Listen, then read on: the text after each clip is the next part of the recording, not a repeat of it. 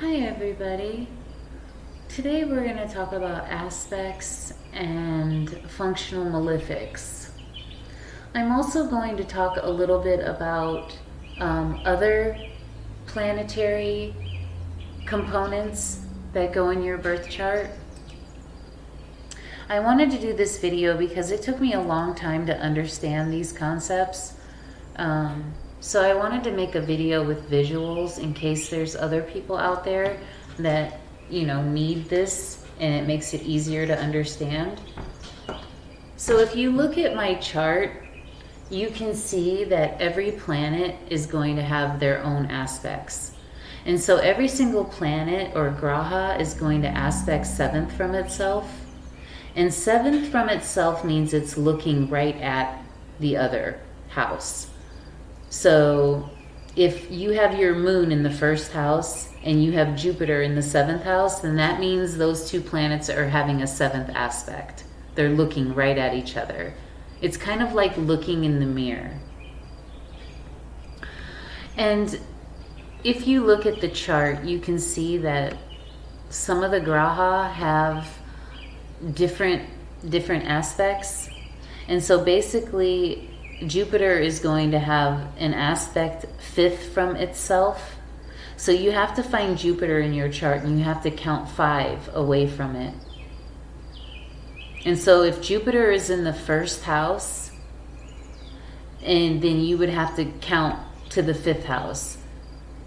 And so let's say it was an Aries ascendant and you had Jupiter in the 5th house or the 1st house. So your 5th aspect would be in the 5th house. Your 7th aspect would be in the 7th house. And your 9th aspect would be in the 9th house. And the same goes for Saturn. So let's say that you had an Aries ascendant. I'm going to make it easy.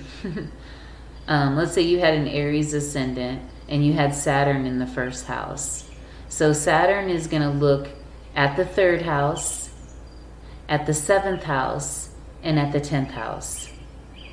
So these aspects, they're not having the same power.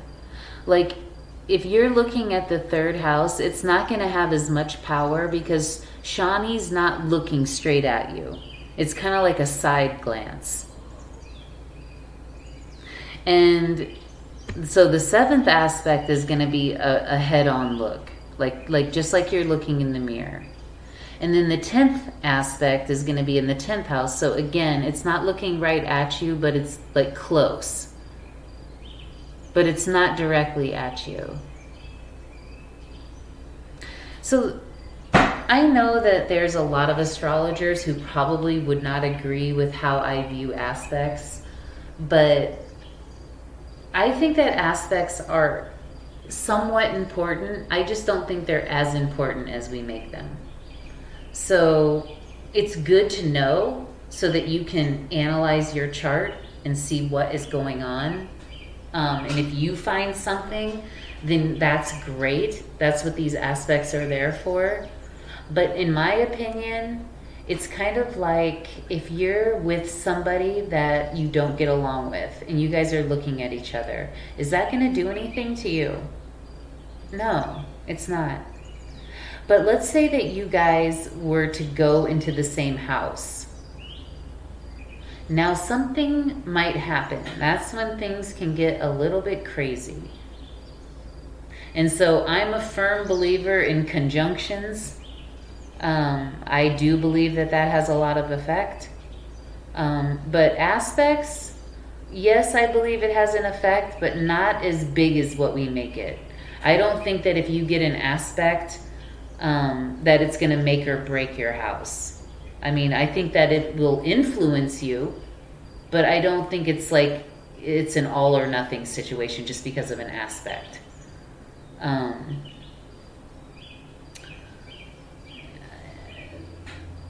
Now, the 7th aspect, like from Shani, let's say, Shani is known for the Shani Drishti. Shani's known for that.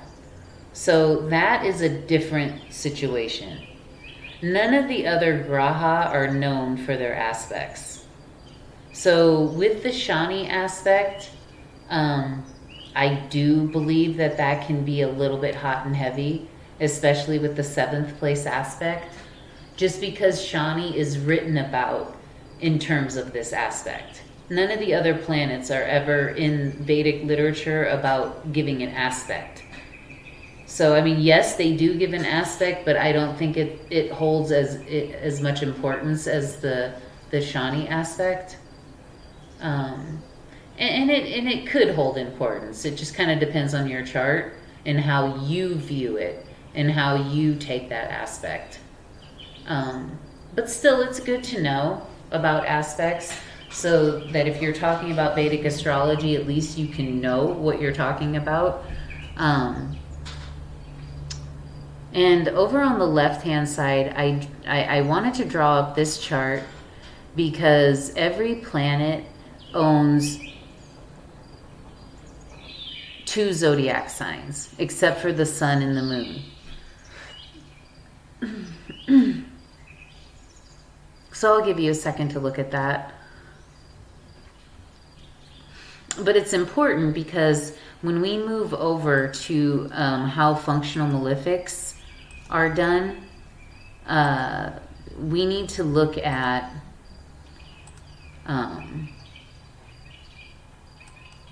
we need to see what is going on.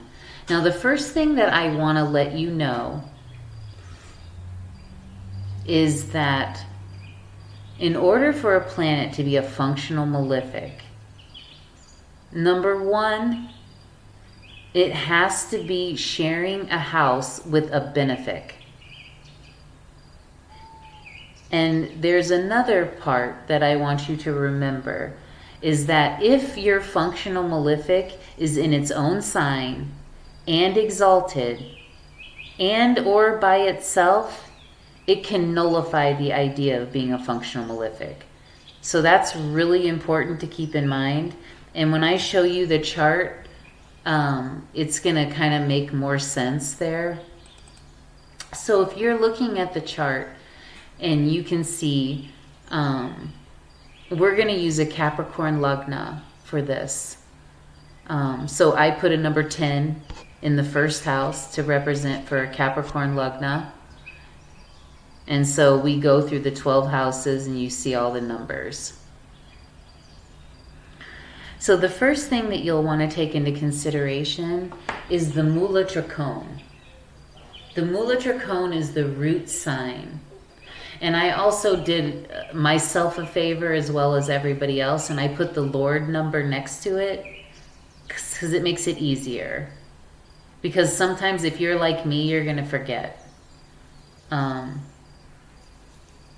the type of person I've got to have, like if I'm doing a chart, I need to have, like, even though I've been doing Vedic astrology for a really long time, I still need to have like the zodiacs next to me because I'll forget, like, I'll forget. Sometimes I get confused. So it's always good to have that.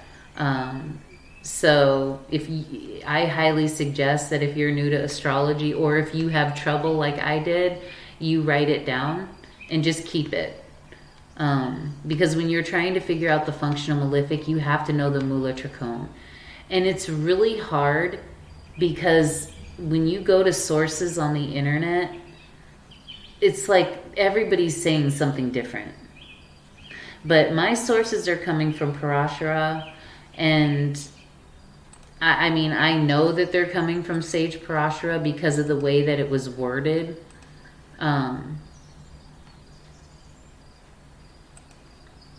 Like Sage Parashara uses a certain type of lingo, like, he'll say like for the 6th or the 3rd, the 6th and the 11th house, he calls it the Trishadya. So I know it's authentically his source because just the wording of what he uses. And I mean, I can just tell that whenever I'm reading Jyotish or, something about what Sage Parashara said, I can tell if it's really coming from his books or if it's not. And if you look at my videos, you can kind of tell by the wording of it that it's coming from him, because you won't really hear it anywhere else. So, yeah. So if you're looking at the chart, we're going to start with, and I color coded everything, and we're going to start with the green. So the whole basis of this was to find the functional malefic. The others are just, you know, little extras and little lucky charms, if you will, for your houses. But in order to find a functional malefic, you have to look at the 6th, the 8th, and the 12th houses. So these little dots that I drew in the house, if you're using this style of chart, it's going to be the same place. You're going to have different numbers in there depending on your ascendant or Lagna, but the place where the dots are going to be is the same. And I apologize if you don't use this style of chart. It's just the style of chart that I'm used to. So the 6th, the 8th, and the 12th house are marked with a green dot. And so for Capricorn Lagna, what's in the 6th house? A number 3 is in there. Is there now we have to look at the Mula Tricone. And is there a number 3 over there? No. So now let's go to the 8th house. And there's a number 5 in there. So let's go over to the Mula Tricone. And is there a number 5? Is there a number 5? Yes. Oh no. Okay. So the sun. So we have to put the sun. So I marked it at the top with a green dot next to it. And so you'll do the same thing with your own chart, if you have anything in there. And then let's go to the 12th house. And what's in the 12th house? A number 9. And we go to the Mula Tricone. And what's in the, is there a number 9 in there? No, don't tell me there is. There is. It's Jupiter. Oh no. So we have to put Jupiter in there. Okay. So we marked Jupiter for this ascendant and the sun. So let's put that to the side and let's do all of the different little color-coded formulas that I have. So let's move to the purple. So any planet owning 1st, 5th, and 9th house in your birth chart can never be malefic. So for this ascendant, we're going to go to the 1st house, and there's a number 10 in there. And then we're going to look at the Mula Tricone, and there's no 10.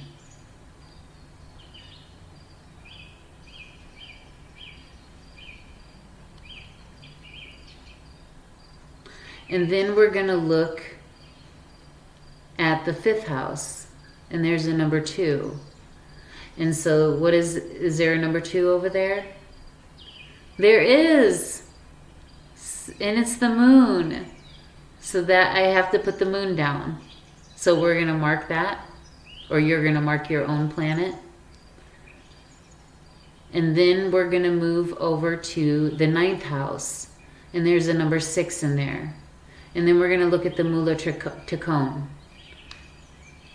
And there's a number 6. It's Mercury. Okay, so we've got Moon and Mercury for the purple color codeds. Okay, so now let's move and put that to the side. And now let's move to any planet owning the 3rd, 6th, and 11th house will show negative sides. So this one is orange color.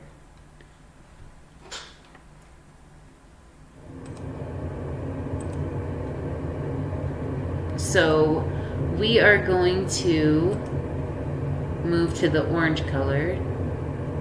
And so we have to count 3, 6, and 11. So in the third house is the first orange dot, and it's with a number 12. Is the number 12 in the Mula Trikona? No. Or the number 12, is that in the Mula Trikona? No. And then we're going to go to the 6th house, and there's a number 3. Is there a number 3 over in the Mula Trikona? No. And then we're going to go to the 11th house, and that's going to have the number 8 in it, because that little orange dot is there. Is there a number 8 over there in the Mula Trikona? No.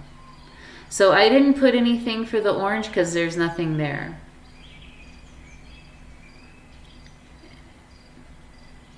And then we're going to move to the what everybody calls the Kendra Bhavas.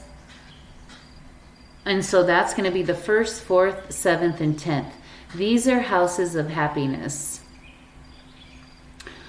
So for this ascendant, the 1st house has a number 10. Is the number 10 over in the Mula Trikona? No. And we're going to go to the 4th house. Is there anything in that 4th bhava? There's a number 1. And guess what? It's Mongol. So we're going to mark that down. And then we're going to move to the 7th house. And it has a number 4 in there. Is there a number 4 in the Mula Trikona? No. So then we're going to move to the 10th house. And there's a number 7 in there. And then we're going to look at the Mula Trikona. Is there a 7? Yes, Venus or Shukra. So we're going to mark it down. Okay, so now that we have a little bit of something to work with here, we're going to look at what is going on with this ascendant. So we found our functional malefics.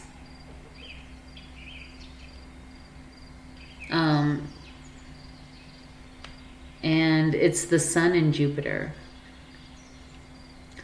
So you remember when I said at the beginning that, and I would suggest to write this down so that you have it, because believe me, it took me a while to have it down until I knew it by heart. But in order for a functional malefic to give malefic results, it has to be sharing a house with a benefic. So if that graha is all by itself, it's not going to show the negative malefic results. It has to be sitting with a benefic.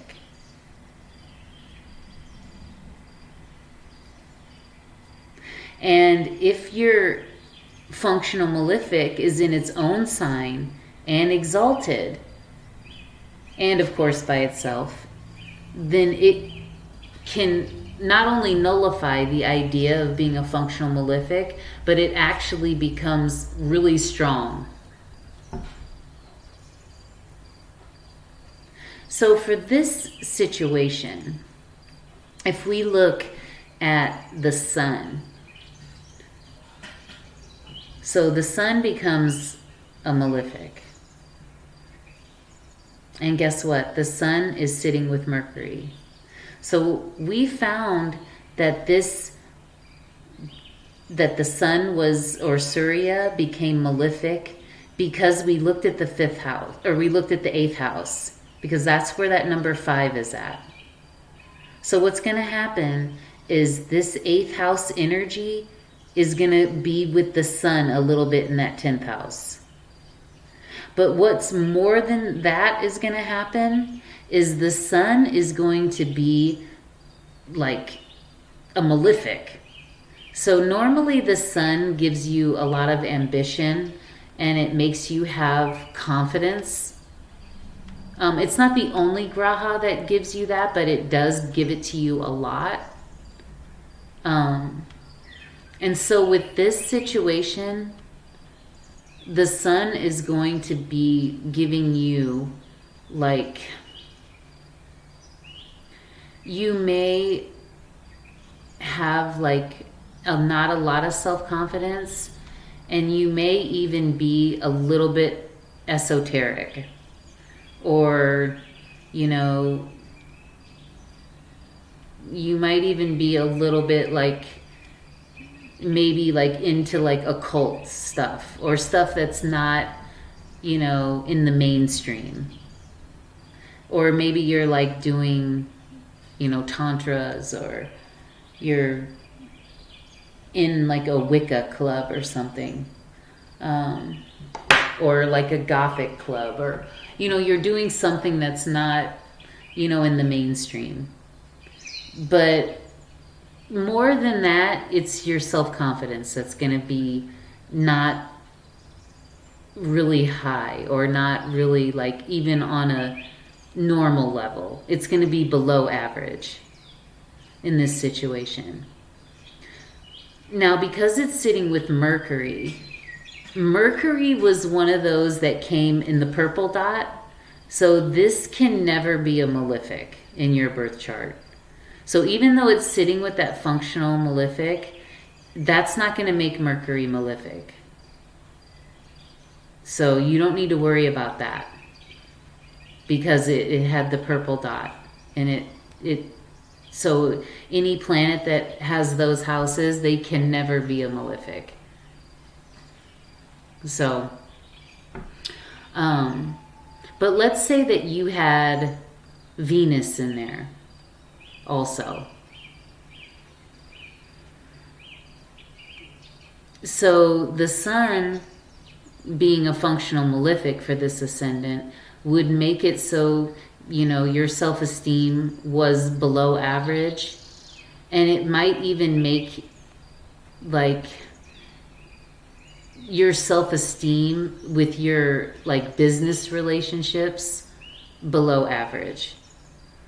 And it could even stretch into, you know, if you're a man and you have this, it could even stretch to maybe your wife or your girlfriend, she doesn't have a high self-esteem, because Venus oftentimes stands for like the male's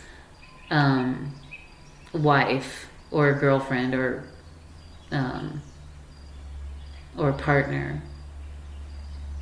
So maybe like your spouse doesn't have a high self-esteem.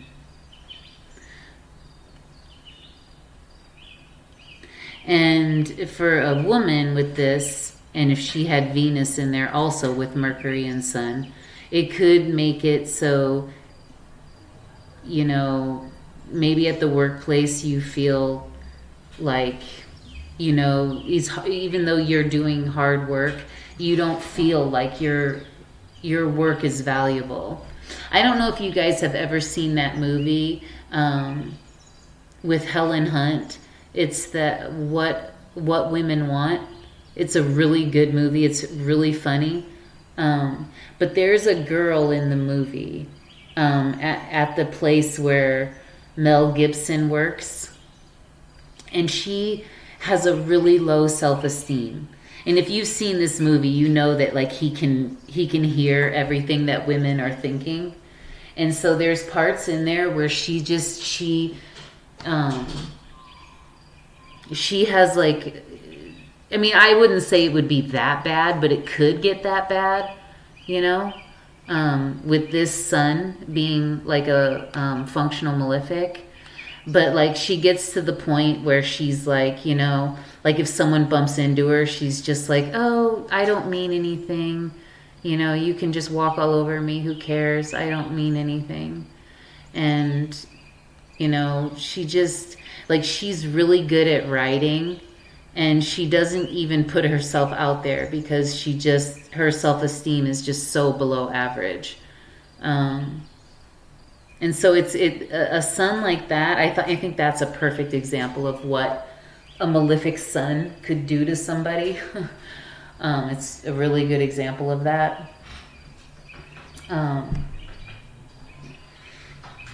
then having Venus in there as well, it'd be kind of exactly like that, because the 10th house represents a lot of like what we do at work and what we do for livelihood.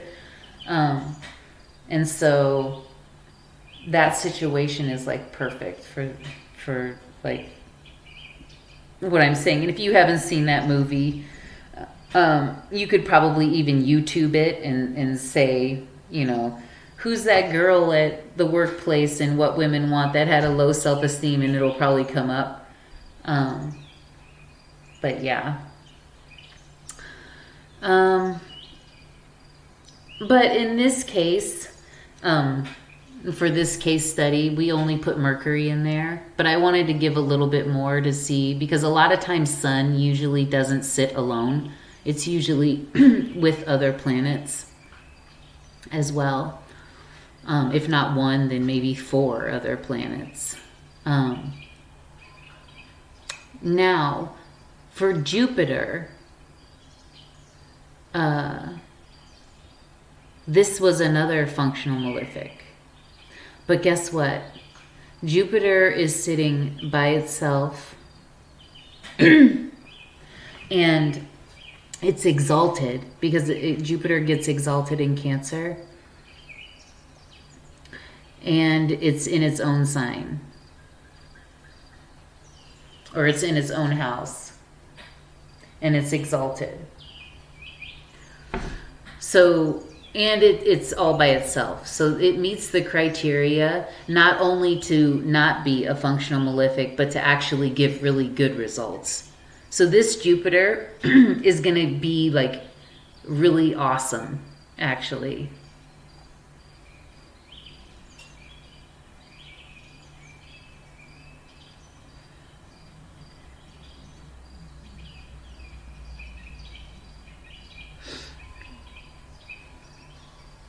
And so now we'll move over to our red color coding, which is the Kendra Bhava. And so that'll be your 1st, 4th, 7th, and 10th. And these houses are going to bring happiness. So I've marked it on the chart with the red dot. And so the first house has the 10th. And is there anything over in the Mula Tikon for 10? No. And then the 4th house has the first dot. And is there anything in the Mula Tikon? Yes. Mongol. So I have it listed at the top. So Mongol and Shukra. And so these are going to give good results as well. And so that'll be good. Now, if Mongol was in that house with the Sun and Mercury, so Mercury is never going to be a malefic for this ascendant. Mongol is never, or is going to give happiness. And Venus is also going to bring happiness. So let's say that Mongol and Mercury and the Sun were all in the 10th house. So yes, this native would be like, you know, probably having a low self-esteem, but these other planets wouldn't get affected. Why? Because they are meeting the criteria for the either the houses that will never show or never be a malefic, or it's a graha that will bring happiness. So this ascendant got really lucky in that case, but if you have a situation where you don't have that going on, then you just have to be, you know, just look and see how that could be affected. But for sure, even though these other graha are really good, this ascendant for this particular for this birth chart setup and the way the graha are, this one is going to have a self-esteem that's not, it's going to be a little bit below average. Maybe not a lot below average, but definitely a little bit. And it depends on also the nakshatra that it's in.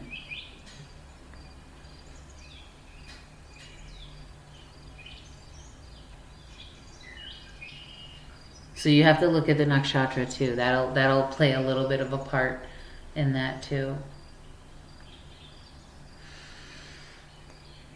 Well, everybody, I want to thank you so much for coming with me on this journey with the aspects and the functional malefics and other planetary details that we could go through.